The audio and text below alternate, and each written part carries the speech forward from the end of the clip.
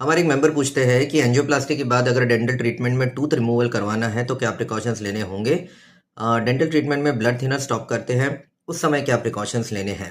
तो ऐसा है कि डेंटल ट्रीटमेंट या जब टूथ एक्सट्रैक्शन या दांत निकलवाने की बात है तो सबसे मेजर जो इशू होता है वो ब्लीडिंग वाला इशू होता है, क्योंकि दांत निकालना एक ऐसा प्रोसीजर है जिसमें काफ़ी ज़्यादा ब्लड लॉस हो सकता है, और ख़ासकर उन लोगों में जिनको ऑलरेडी ब्लड थिनर्स या जो जिसे एंटी प्लेटलेट बोलते हैं ऐसी दवाइयाँ शुरू होती है। इससे ब्लीडिंग का रिस्क थोड़ा बढ़ जाता है।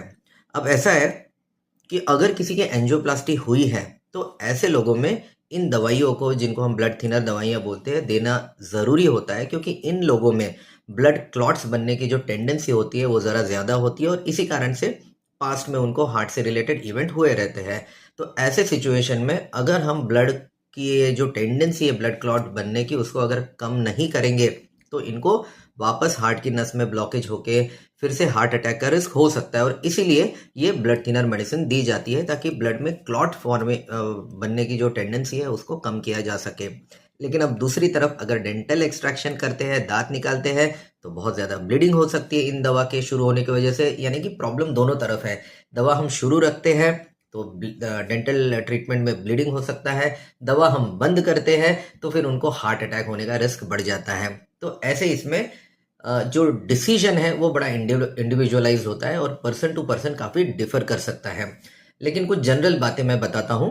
पहली बात कि अगर किसी का एंजियोप्लास्टी करके ज़्यादा समय नहीं हुआ है, मानिए जैसा सिर्फ 1-2 महीना ही हुआ है, तो ऐसे सिचुएशन में ब्लड थिनर को बंद करना बिल्कुल एडवाइस नहीं किया जाता है। एक बार ब्लड थिनर शुरू हो जाए तो कम से कम 3 से 6 महीना, और प्रेफरेबली अगर हो सके तो 1 साल तक इसको बिल्कुल बंद नहीं करना चाहिए। जैसा का वैसा कंटिन्यू करने देना चाहिए। दूसरी बात, अगर कुछ इमरजेंसी सर्जरी है तो ऐसे इसमें तो ब्लड थिनर को बंद करने की ज़रूरत पड़ सकती है, क्योंकि हार्ट का तो फिलहाल कंडीशन स्टेबल है, लेकिन इमरजेंसी लाइफ सेविंग सर्जरी नहीं करते तो उसके वजह से उस व्यक्ति की जान को धोखा हो सकता है।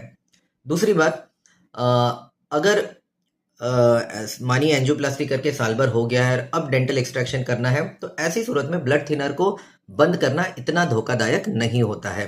लेकिन इसमें भी कुछ बातों का ध्यान देना चाहिए। जब डेंटल एक्सट्रैक्शन होता है तो ऐसे टाइम पे अगर उस व्यक्ति को कोई भी हार्ट से रिलेटेड तकलीफ, जैसे सांस फूलना, सीने में दर्द होना, इवन चक्कर आना, अगर ऐसा कोई भी इशू होता है तो उसने तुरंत उसके डॉक्टर को इन्फॉर्म करना चाहिए। और फाइनली, जो दवा बंद की है ब्लड थिनर, उसको जितना जल्दी हो सके रीस्टार्ट करना चाहिए। तो ये कुछ जनरल बातें हैं इस बारे में।